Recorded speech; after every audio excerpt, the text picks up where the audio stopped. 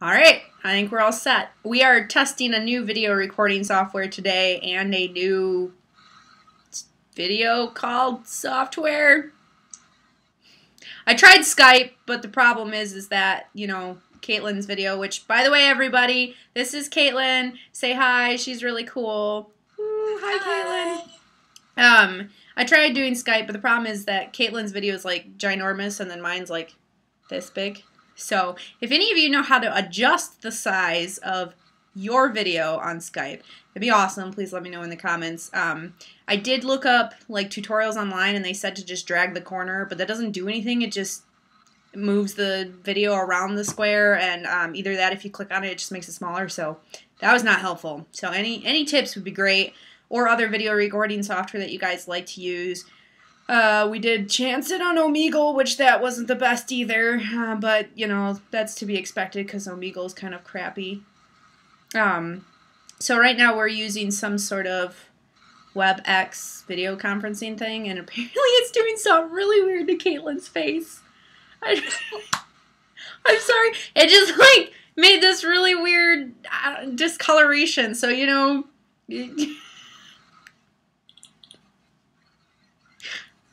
bear with us, guys. I do apologize. And if all of a sudden my video decides to strobe out, I figured out how to fix it. It's a little weird, but like I said, bear with us. So, all right, welcome. This is the third episode. God, I'm only 3 in and I still can't remember what. Okay, it's been a long week. It's one of those weeks.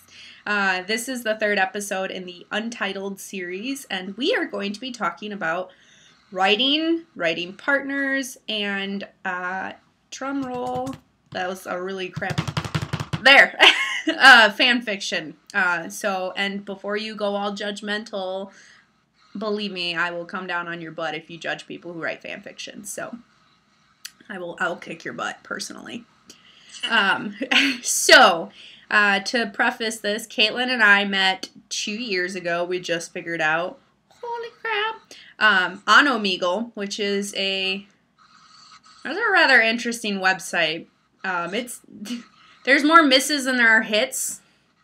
Yeah, definitely. But I've met some really great friends off of there, like Caitlin. I also met my friends Letters and Lines. Their page I share quite often on mine. And actually in August this year, I'm going to go to Florida, and I'm going to get to visit with Caitlin for the first time. Yay! And I'm also going to get to go meet Letters and Lines. So I will get to meet Jess, and I'm super excited. I know! They're coming over from, I think they live in Palm Bay. Oh my god, they're going to kill me if I said that wrong. Yeah. But yes, they're coming over from there for a day, so I'll get to meet them as well. And a couple other friends that I've met on PlayStation. So, August is the month of meeting online friends that I've never met in person, but have video chatted and called and texted with, like, all the time. So that'd be very fun. Which, by the way, that means that week we will not have a video podcast because I will be on vacation. Sorry, not sorry. It's my 1-year anniversary of being married. Not that that makes any difference because I've already been with Chris for 8.5 years. And let me tell you that this last year of marriage has not been any different than the other 7 years I was with him, but that's okay. That's just what it is. But, all right, so we met on Omegle. There is a feature on Omegle that you can use to type in mutual interests. Yeah. And a lot of people within the fandom communities and on Tumblr will use it for role-playing. And by role-playing, I'm not talking about the weird stuff you do in the bedroom where you're like, oh, notice me, senpai. No, that's not. Although I'm sure there are people on there who do that, and I'm no judgment there. But you can definitely use it to find writing partners. More often than not, depending on what your interests are, you're not going to find quality writers. I will say that out of the many, many years that I have been using Omegle, that there are very few people on there that I've actually stayed in contact with and who actually write decently. Caitlin being one of them. Yay, congratulations, Caitlin. You don't suck. I think what happens, though, is that because you have a lot of fandoms on there, and you have the more common of the interests, you get a lot of everyone. And I'll fully admit, when I first started writing on there, I was definitely one of those people that was very bad. So don't think that, you know, you have to be this amazing writer to go onto Omegle. No. It's a really good way to learn, but you also have to challenge yourself to try to learn. Yeah. Because a lot of the times, a lot of those partners that we talk about not being the best are the ones where you get a prompt or someone who's starting a story that might be a paragraph long, and you reply back with a simple sentence or just like a 3-word comment or something like that. So it's definitely something that's really cool to really challenge yourself with and to really become a really good writer from, but you have to challenge yourself with it. I mean, I'll admit it too. I mean, my writing wasn't the best when I started on there. And I think the other problem is that a lot of people who start on there are young. I think I started on there late in high school, which you would think high school you should be able to write, but that does not mean that you can write stories well. You could probably write papers, you know, school papers, but there's something very different about writing stories on there. And so, yeah, you'll get, there's a variety of different things that you'll receive. Some of them will just be text prompts. That seems to be a very common theme, where someone will just pretend to send a text message that's from X character to B character. I don't know why I chose X and B, but you're going to go with it now. And those ones are hit and miss. Usually when you try and switch to paragraphs is when you either get disconnected from or you get a one sentence reply. You have better luck sending somebody a paragraph and then responding, because at least then they have to think about whether or not they want to send you something. You'll know right away whether or not they're going to reply with paragraphs or they're going to reply with 2 sentences, which that's a tip for all you Omegle writers out there if you're starting. Try and match the same length of the person who sent it to you. Unless they're sending you some ungodly, ridiculously long starter, which is very possible. But with those long starters, a lot of the times I see disclaimers that say, you know, response does not need to be as long as a starter. I just wanted to do a setup. So, but try and at least match what the other person is putting out. And I do have to say that if you want your story to move, and by move I mean like progress, writing 2 sentences makes it very difficult. Makes it very difficult to move forward. But it's a great source, and I mean, writing with a partner definitely does have its benefits versus writing stories by yourself.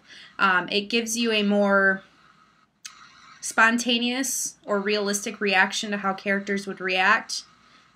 So instead of you coming up and you know what the other person's going to say and you know how they're going to react and you know how this is going to go and everything else, that other person is deciding how that character is going to react, which definitely changes the dynamic, because then it's not predictable. You're not coming up with everything. You have to react and respond in a way that, you know, you didn't know that they were going to say that. I mean, pretty much you know along the storyline of where they're going to go with it because you kind of have that laid out, but you don't always know.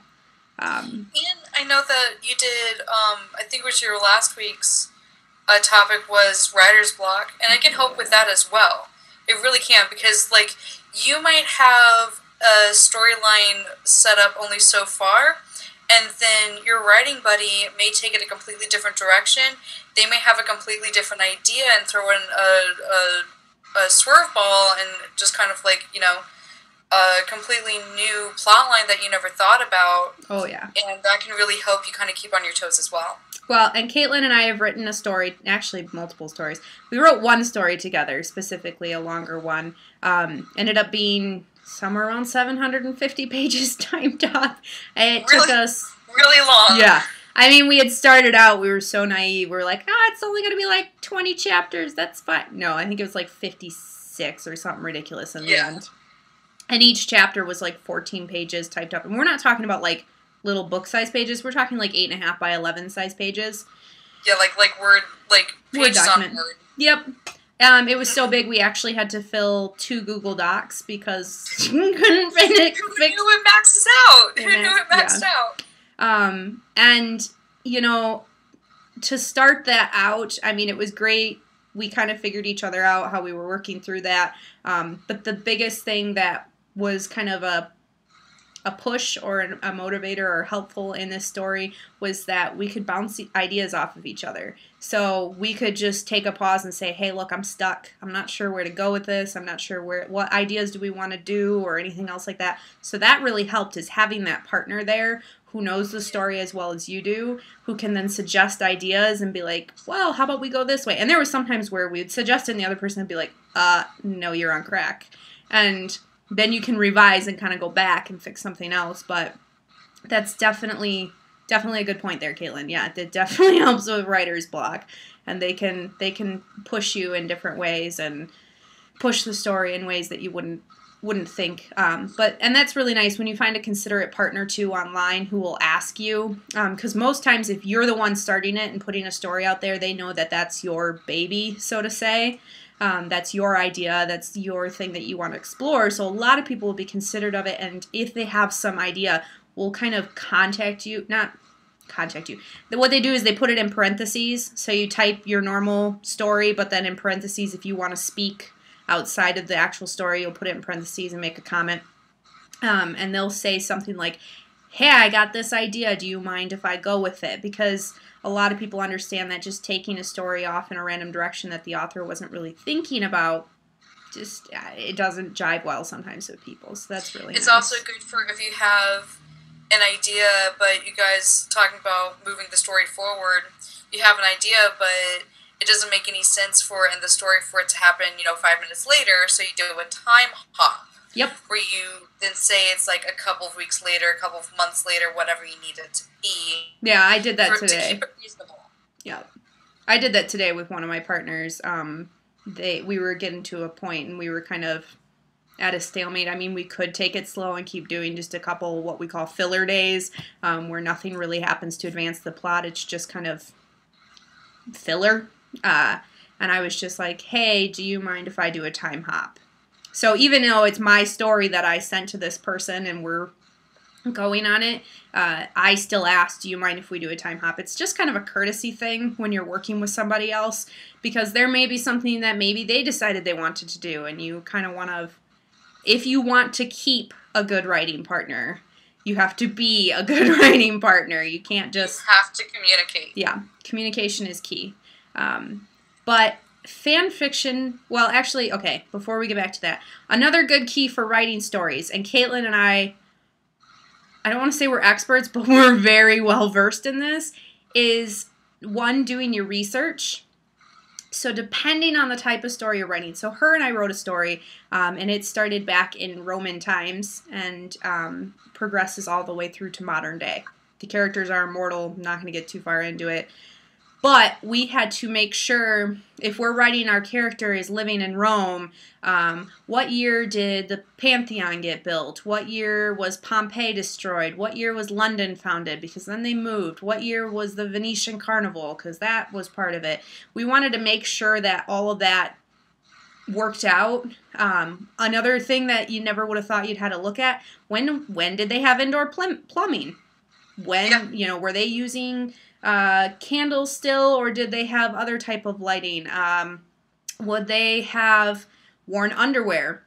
that actually has been a topic in one of ours, because you don't realize those things are important until you're writing about it, and then you're like, oh wait, well, I don't want to say they did this if that's not a thing then. Or one we came up with, so last names were not a thing for a while. Yeah. People didn't have last names. And so that was something we had to address in there, and how they came about their last names. And just, it's little historical things like that. Don't be like National Treasure. Yes, I mean the movie. Who has the Aztecs in Mount Rushmore, but they're not actually Aztecs, because half the stuff you see in there is Mayan, and it's all sorts of messed up, and the history, and it's awful. Even if you just do a quick wiki search, because we did so much wiki. Oh, yeah. We read so much wiki pages, but yeah, like, do some research and make a timeline, make a basic plot of what you want to do, because that way when you do hit that stalemate and you want to jump ahead, you're not just pulling something out your butt. You actually know where you're going, and your partner knows where you're going to. The timeline was a saver for us, because it also then, when we're kind of doing flashbacks, we could go, okay, well, these characters are here. Were they together at this time? And that's a big thing with writing books. So if you're, and this is fan fiction books, doesn't matter what. So if you have a series or a really long book and you're going to go back and reference something that happened earlier in the book, you want to make sure that you're not referencing it wrong. So you want to keep a consistency. So did that person actually say this? Didn't they say that? I thought they said that. Did we just talk about that? Like, did they actually do this? There was multiple times where her and I would have to go back, reread our previous chapters and go, that's what they actually said. Because there are people out there who will pick the crap out of your stuff and they will be like, excuse me, that's not right.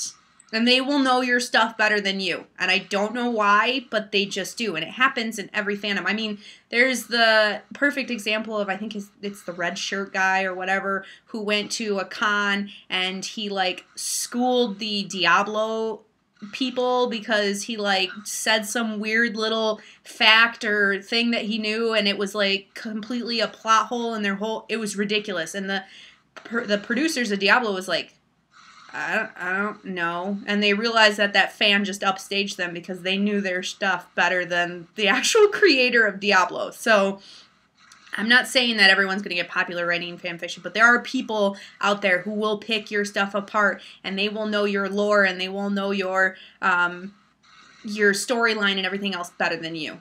It's weird, but it'll happen. Because you get so caught up writing it and you have all these ideas, and then you have people like you sit there and you go, oh, well, you know, this is what they were thinking, but then you never had them say it in the story. But then the reader doesn't get that because the reader only read what you put down, so they didn't realize that that's what you were. Yeah, it gets muddled sometimes. And there was even, and it can even be something as simple as, like, there was one time that we had started a plot and we started down the path and it dead-ended in a way that we didn't like it. So we actually removed that plot and went back maybe even like 3 or 4 days worth of work, but we stepped back and tried again. But what was that? Because we'd written it, when was that one? I don't remember. I think it had something to do with the kids. Oh, probably. And, we had started something and it didn't work, so then we kind of had to restart it, but because we had written that down, there was a few times that we tried to make reference and we're like, wait, that was the plot that failed, and we had to kind of remember. Yeah. So you have to make sure that you continue on with the right plot. Well, and that's the thing, too. So with kids, that's a big thing I see with people, not necessarily always kids, but like the aging progression. People will have toddlers doing things that they can't do yet.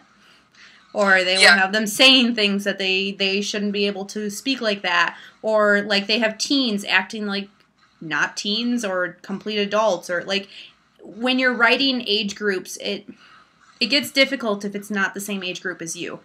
Because you have to really think about it. And I mean, what's really helped me when we were writing kids is that I've got my nephew Wesley. So as he's growing up, I know exactly what stages he's going through. So that helped us write the little baby that was in our story, is that I could base her behavior and her progress on Wesley's. Because I knew what was going on. I had a baby there. But, so for example, this other story I'm writing currently, I have a character who's pregnant. I have no idea. I've never had kids, so I don't know what they do at certain checkups.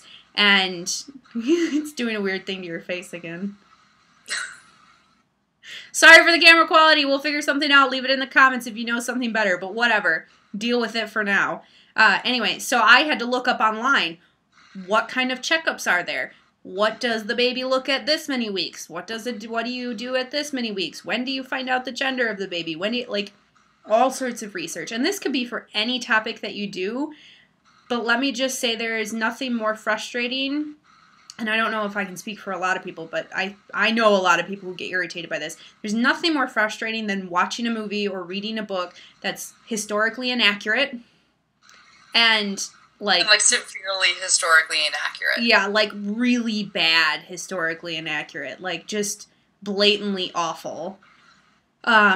Or that does not have the characters develop in a way that is inaccurate, like children or things like that. Or if somebody's a police officer, kind of what their little habits would be, going out. Or if somebody works, I don't know, in retail, how they would act in retail, or, just little things like that. And just some research. Everything goes in retail. Yeah, retail's a whole nother beast.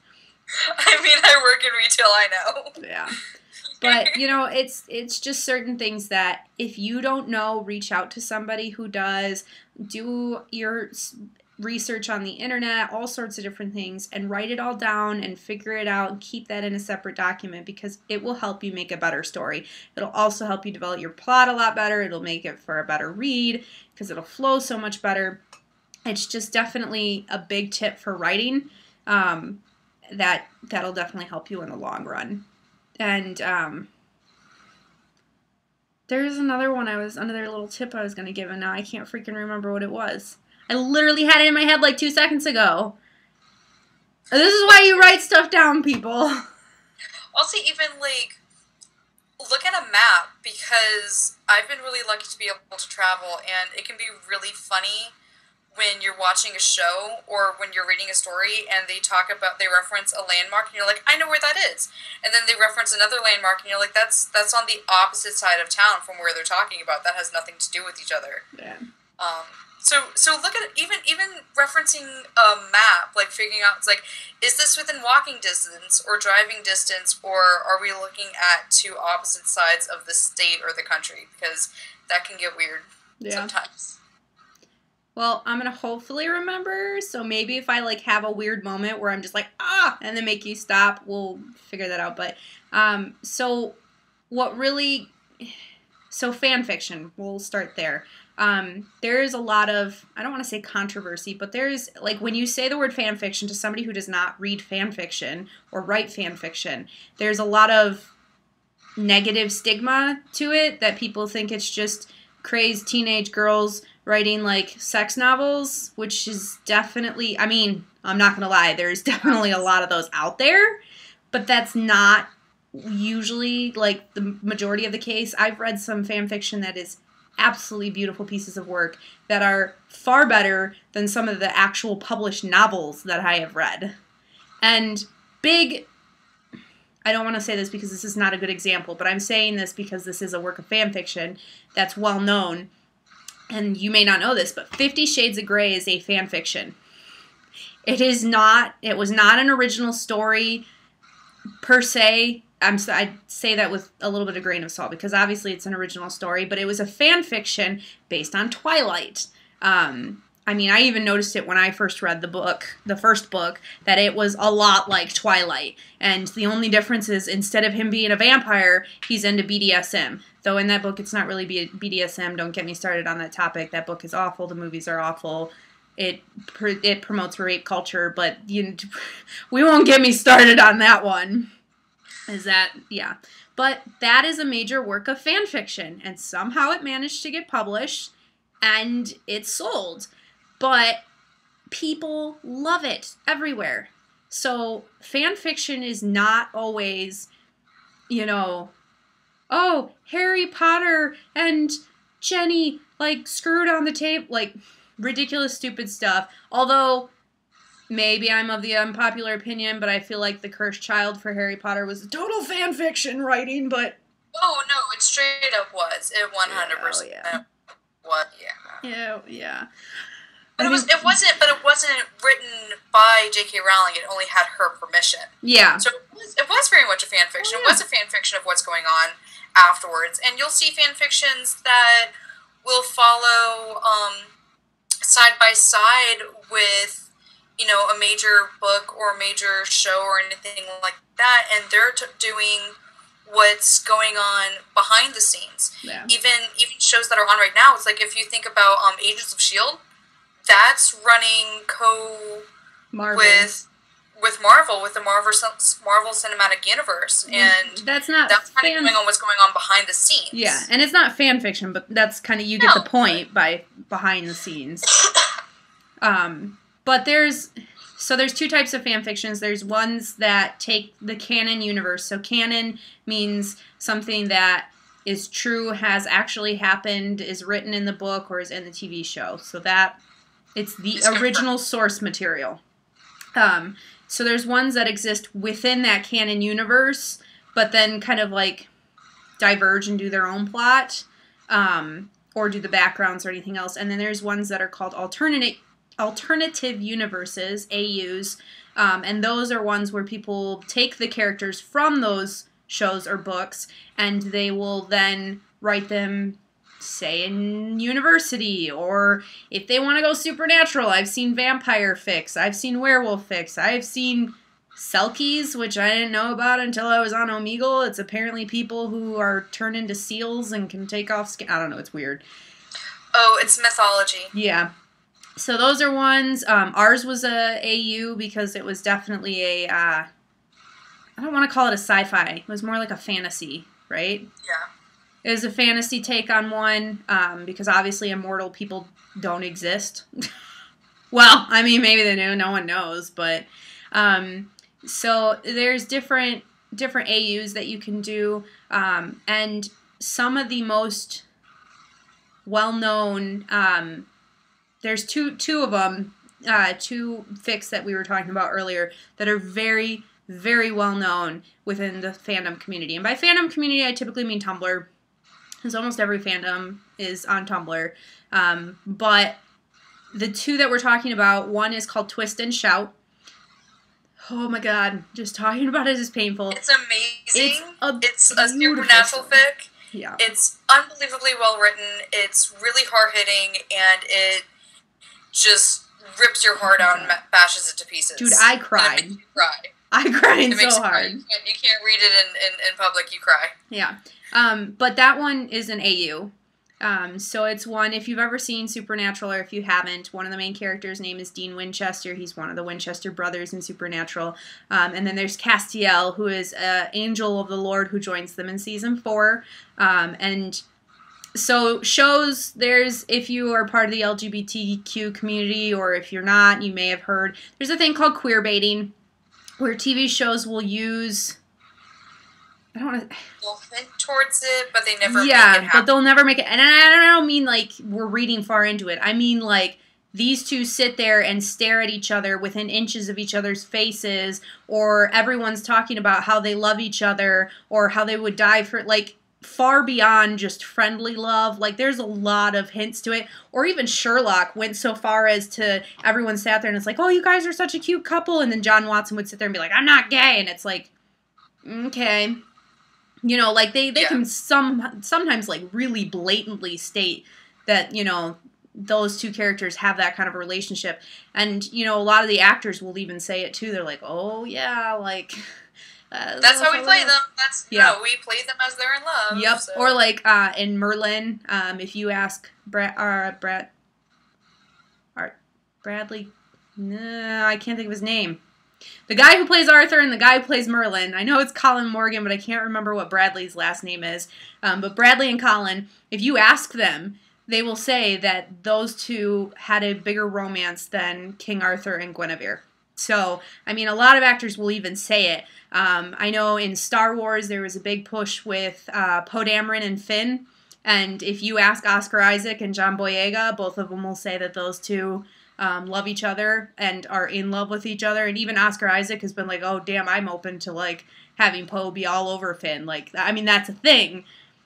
But the producers are like, oh, no, we don't want to do that because of X, Y, and Z, or who knows what. But they keep using it, and it's harmful, really, to the queer community. And I say this because there's not enough queer representation in the media. And by queer representation, I don't just mean that this character is gay, because there's plenty of characters that are gay just for the sake of being gay on a show. And that's all there is to their character. I'm talking about a full fleshed out character who just happens to be gay. Like, the movie Love, Simon, correct, was all about him being gay, but it was a great movie with great representation, and it's absolutely fantastic, and it was great for the community when it came out, and I cry every time I watch it, because it just hits hard every single time you watch it, because it's like, this is exactly how I feel all the time. Like, this is my experience, and to have hashtag representation matters. Let's doing that. Because when you see somebody else that is like you in media, there's just something special about it. And it is really nice. And it's not just the queer community. I mean, you've got the same thing with the, Black people in movies, or Hispanic people in movies. Color, anything. Yeah, exactly. There you go. So, like, when... Lead women. Yep, strongly leading women. A big one. Who are in a movie that don't have, like, an auto-assigned love interest, or strictly made to be the love interest. Yep. Like, things like that, like, it's important. Oh, yeah. Or, like, I remember reading a story with Rogue One, how Diego Luna, who plays Cassian Andor, he was told at first, I believe, that he needed to speak without his accent, because he is from Mexico, and he said he wasn't going to do it, and that someone's father actually was from Mexico and watched the movie and got so excited about the fact that someone in Star Wars talked like him. It matters. Little things like that matter. But... so there's a big thing within those TV shows and books that happen that's called queer baiting. Actually, it happens more in TV shows. Not I haven't really read it in books before. But point is, so it's there. But in fan fiction, I think it kind of allows people to explore those relationships that they're denying on TV. Yeah. And so it's definitely a big thing. But we're gonna wrap this up. Because we're getting long-winded here, because we could go on this conversation for a long time. But basic wrap-up is, when you're on Omegle or any other kind of writing site, or if you're going to write with a partner, or even write by yourself, do your research, write out a timeline, write out details for yourself, do all this kind of stuff, because it'll definitely help you. If you're going to write with a partner, communication is key. Try and reply the same length that they are, bounce ideas off of them, all these different things, and keep practicing, because you're not going to get better if you don't ever practice. Fan fiction is not just for screaming teenage girls. There are some beautiful ones. Oh, the other one we didn't mention. There's Twist and Shout, so that one's beautiful. Supernatural, AU. I think it's, set in the 60s? 70s? During the AIDS crisis. Yeah. Yeah, and oh my god, breaks your heart. And then there's Cure for Boredom, which is part of the Sherlock fandom. That one's a little more explicit, but that one's also a really popular one. It's not an AU, it's based in canon universe, so that one's really good as well. So those are two really well-known fics throughout the fandom. But, like we said, The Cursed Child was a fan fiction, 50 Shades of Grey is a fan fiction, so fan fiction is definitely not the preconceived notion that everyone thinks it is. It's not just pure smut novels. It can be some really beautiful pieces of work.